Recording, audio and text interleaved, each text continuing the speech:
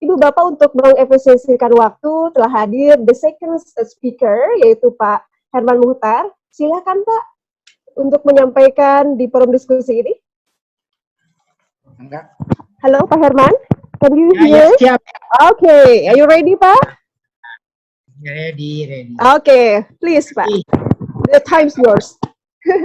Silakan Pak. Ibu Profesor Dr. Nok Mariani yang saya hormati, Ketua Stipar Bandung ya. Jadi host kita pertemuan kita, meeting kita pada hari ini. Kemudian juga sahabat saya Pak Budi, Ketua Asita dan juga Wakil Ketua GIPI Jabar. Beliau ini Wakil Ketua Asita Pusat ya, yang saya hormati. Kemudian moderator Pak Bu Titing ya, ketika kemudian para hadirin yang hadir pada hari ini yang saya hormati. Jadi tadi Ibu Nok Mariati sudah menyampaikan dengan sangat terstruktur sekali dan sistematis juga ya. Apa yang disampaikan tadi sekiranya banyak manfaat buat kita semua. Cuma saya ingin mengarah lebih menukik kepada judul daripada yang diminta pada hari ini. Kita diminta adalah pariwisata kini dan nanti, kan sangat ini sekali, sangat simple sekali ya. Bagaimana pariwisata kita kini dan bagaimana nanti. Ya, kalau kita bicara pariwisata kini, ini sudah jelas ya. Kita mengadakan ini sekarang tiap hari, satu hari saya hari ini 3 kali diskusi Zoom ya. Jam 9, jam 1 nanti dan jam 4. Jadi kita bicara ini semuanya itu kena dampak kepada wabah virus COVID-19 ya. Dampak kepada wabah ini berdampak kepada 2 masalah yang sangat besar ya. Itu adalah dampak kesehatannya, juga dampak ekonominya yang sangat dahsyat ya. Dampak ekonominya ini tentu terutama di bidang pariwisata. Makanya judulnya oleh Bu Nol dibikinkan pariwisata kini dan nanti. Kalau kita bicara pariwisata kini, ini sudah jelas, semuanya udah tahu semua. Itu sudah terkapar. Ya. Pariwisata itu sudah terkapar. Tapi kita kan belum tahu nih, ya. Belum tahu kapan ini akan bangun kembali. Kita tidak bisa menentukan bangun kembali itu kapan, karena kita tidak tahu COVID ini kapan akan berlalu dan berakhir, ya. Itu. Tapi kalau kita melihat grafiknya atau kurvanya yang ditayangkan pada hari ini di TV juga, ternyata di Singapura dan Malaysia itu sudah mulai menurun, ya. Kemudian di Thailand itu sudah kembali normal. Tapi di Indonesia ini masih sampai ke atas terus. Kita nggak tahu kapan mencapai puncaknya, kita belum tahu. Jadi sekarang ini belum sampai puncaknya. Ya. Jadi dengan kondisi seperti itu sangat sulit bagi kita semua, terutama pengusaha, untuk mengatur bagaimana ini kapan kita bisa melakukan recovery ke depan. Itu masalah. Ya. Kemudian menghadapi musibah ini yang belum pernah terjadi di dunia, ya, dan tidak kita temukan di buku apapun juga di kesehatan bahwa ada masalah COVID-19 ini nih, corona ini, ya, itu. Jadi itulah masalah yang kita hadapi.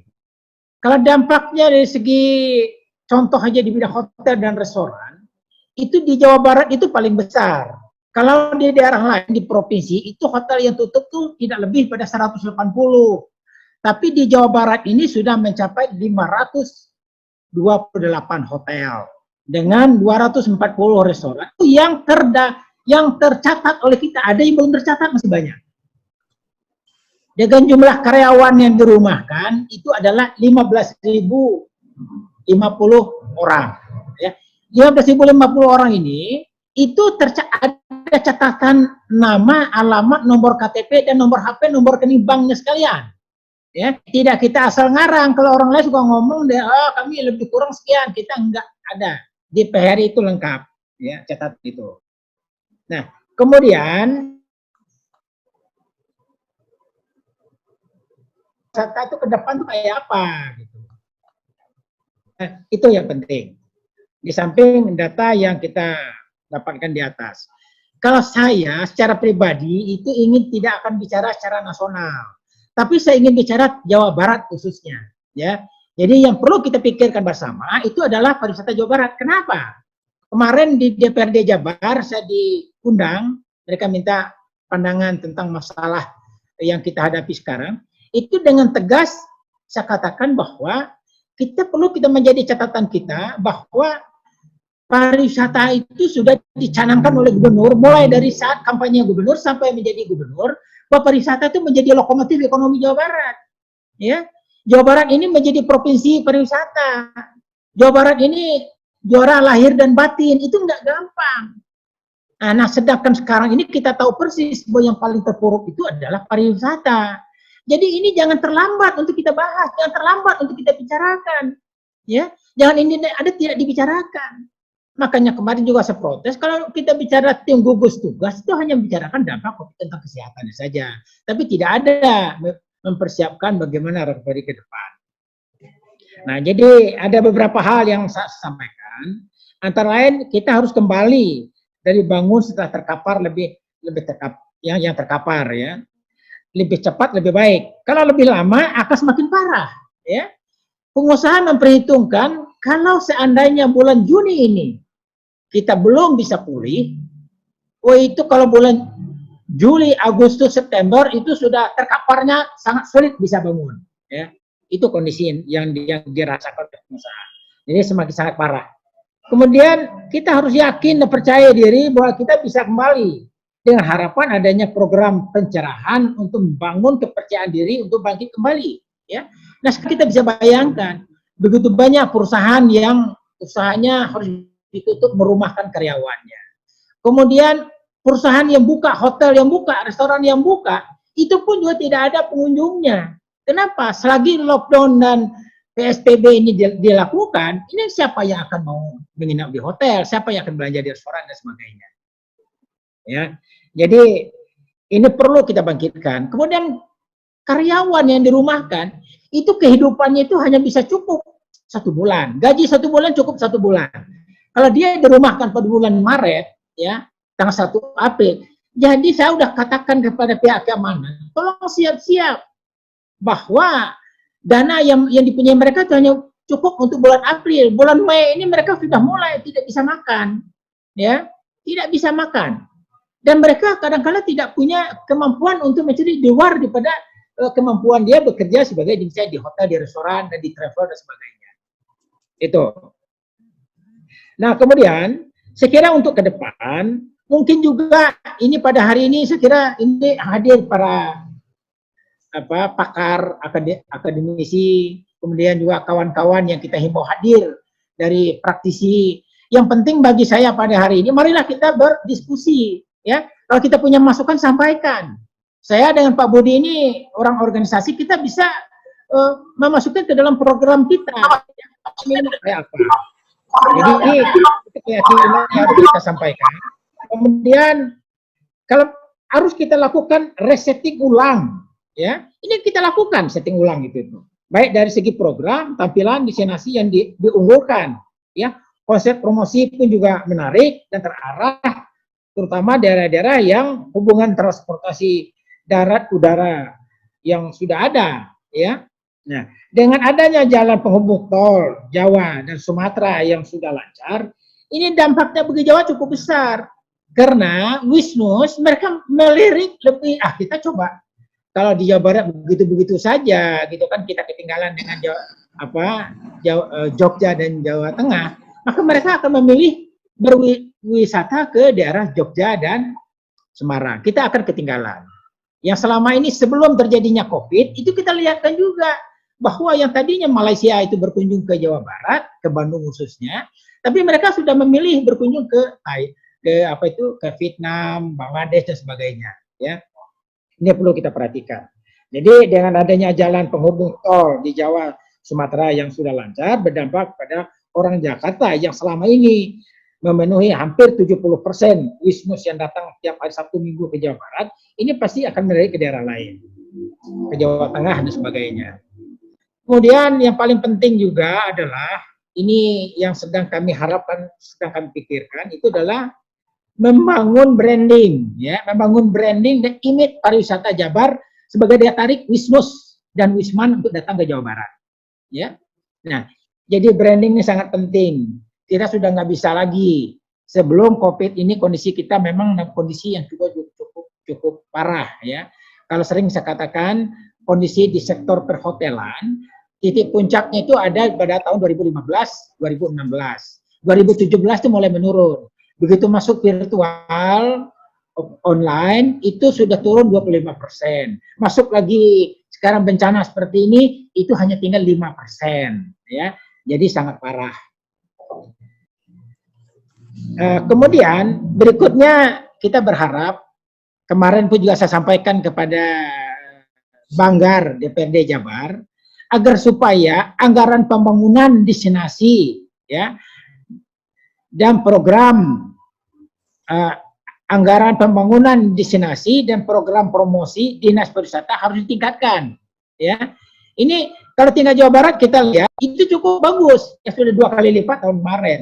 Tapi di dinas kota dan kabupaten yang terutama yang daerahnya menjadi tujuan wisata, potensi destinasi wisata yang cukup tinggi, tapi anggaran dinas sangat kecil.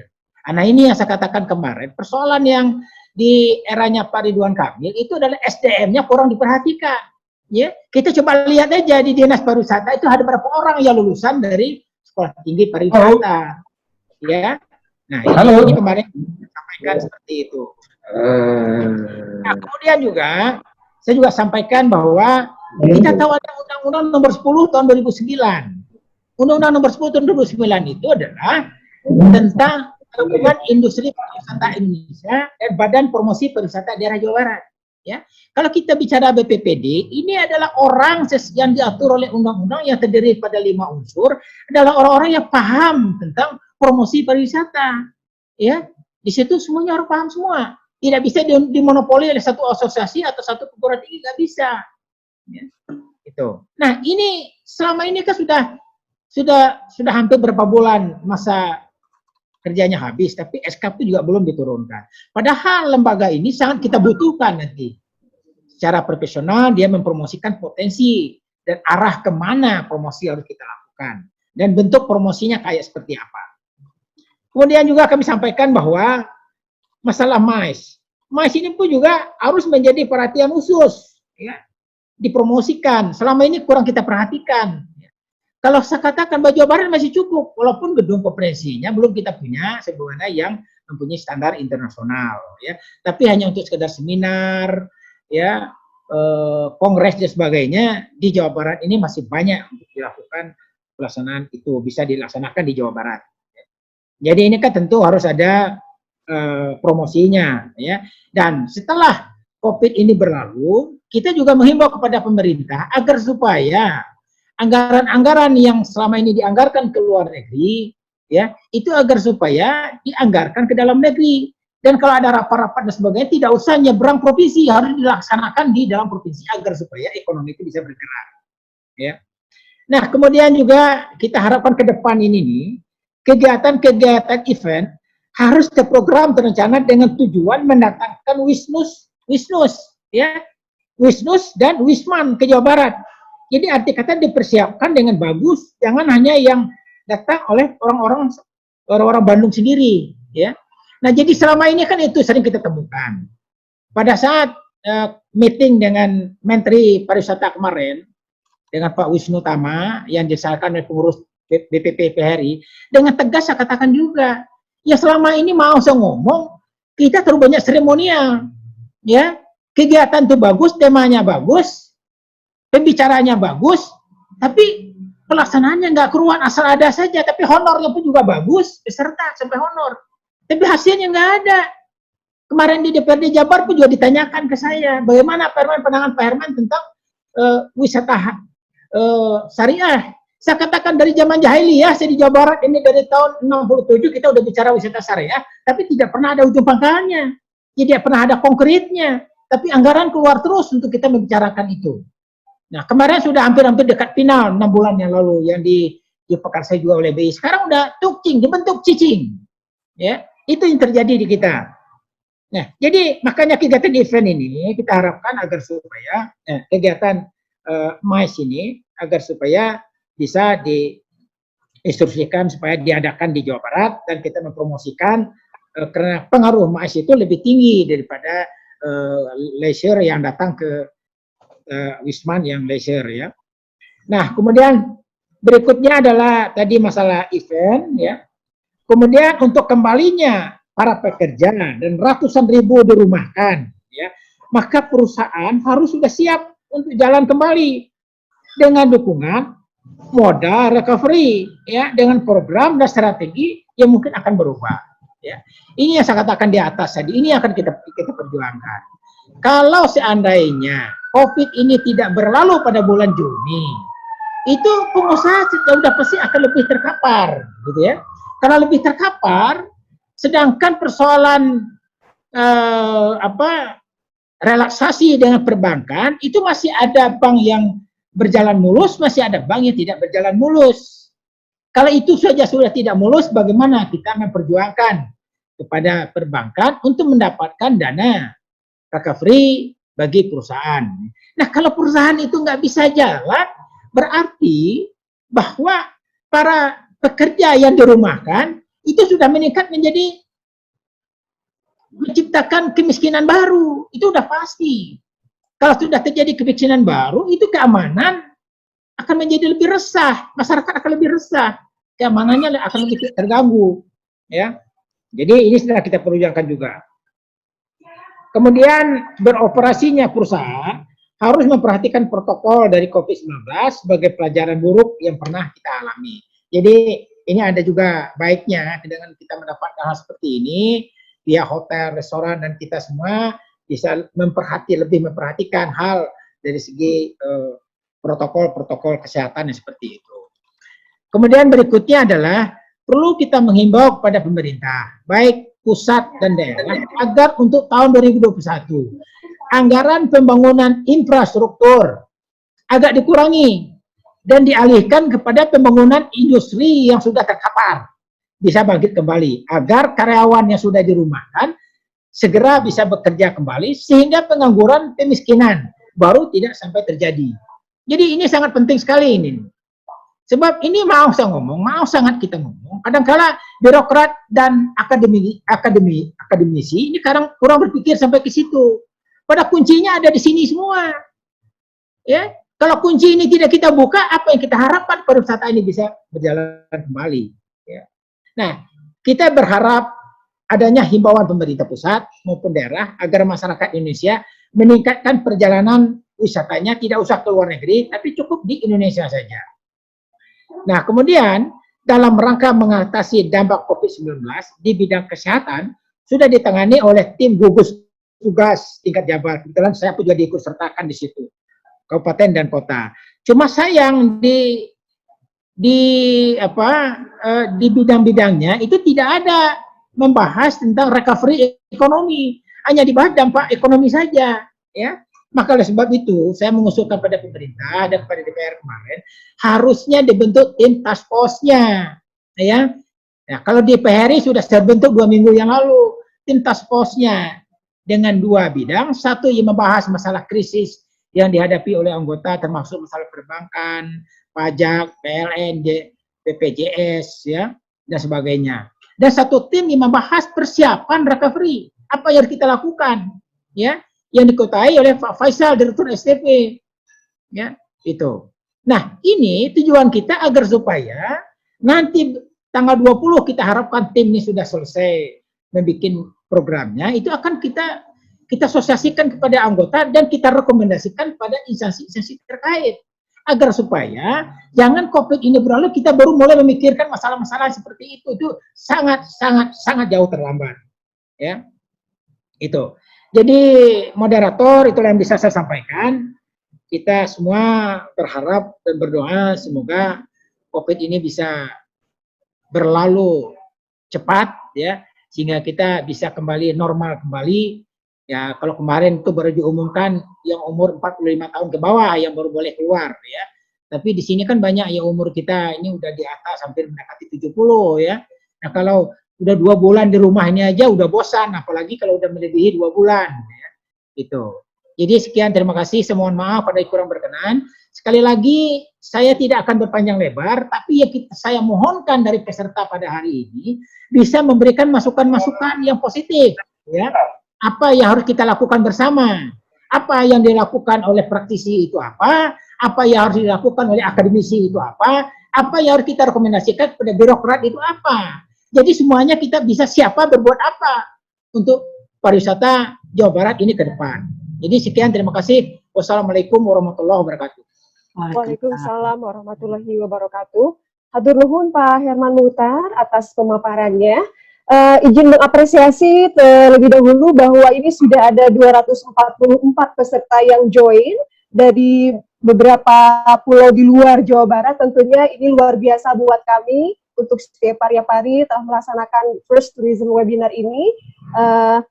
Tentu kami akan mencatatnya ini sebagai bagian daripada apresiasi dan bentuk peduli kita terhadap apa yang telah terjadi di bidang pariwisata.